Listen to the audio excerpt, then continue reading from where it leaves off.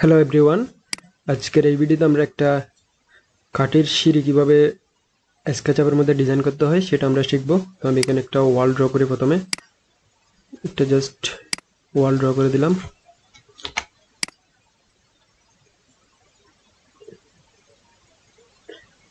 Twelve feet, 5 inch, enter. এটাকে 10 feet height দিব। পুরোটাকে select করে মেকে গ্রুপ করলাম। তারপর এখান থেকে ম্যাটেরিয়ালস গিয়ে ব্রিক ম্যাটেরিয়াল দিয়ে দিই। এবার এখানে আমরা একটা কাঠের সিঁড়ি কিভাবে ড্র করতে হয় সেটা আমরা শিখব। তো এর জন্য আমরা এখানে প্রথমে একটা ড্র করি। এটা হচ্ছে গ্রিন এক্সিস হবে। আমি এখান থেকে গ্রিন এক্সিস এভাবে একটা রেক্টেঙ্গেল ড্র করলাম।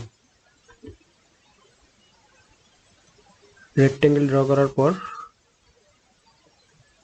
এবার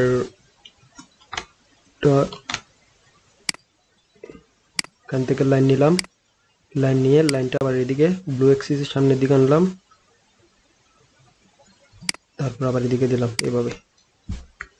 এরপরে এখানে অফসেট নিলাম হচ্ছে 10 ইঞ্চ। এবার এদিক থেকে এটাকে জয়েন করবো এভাবে। এদিক থেকে এটাকে এভাবে জয়েন করলাম। সিলেক্ট, এই লাইনগুলোকে কেটে দিলাম।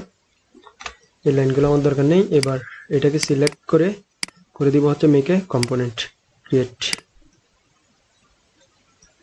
এবার এটাকে হচ্ছে আমি পুশ পুল দিয়ে এটার পুরুত্ব দিব 3 ইঞ্চি বা 4 ইঞ্চি।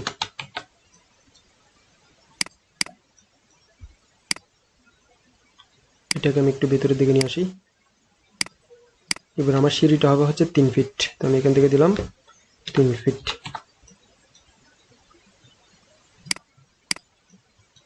এবার হচ্ছে আমরা এখানে ধাপগুলা তৈরি করব। আমি যদি এইখানে তৈরি করি ধাপটা,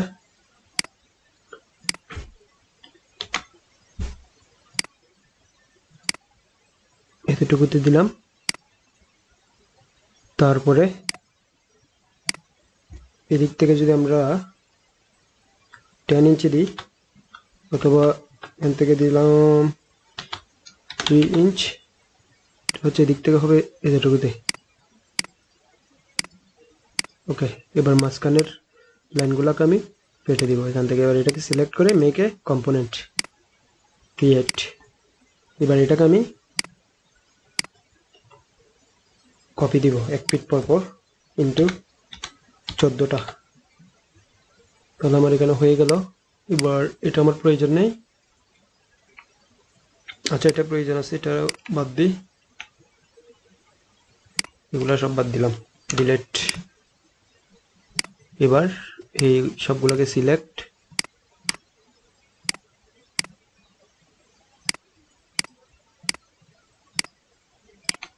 মুভ করব নিচের দিকে একটু।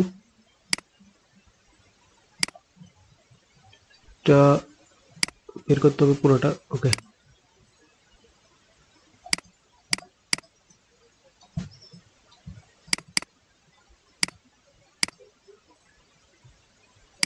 এভাবে দিলাম। ঠিক আছে।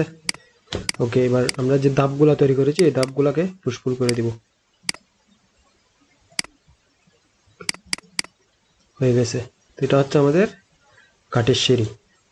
আর এটাতে আমরা যদি ম্যাটেরিয়াল দিতে চাই, উড়ে গিয়ে এখান থেকে আমরা ম্যাটেরিয়াল দিতে পারবো এভাবে।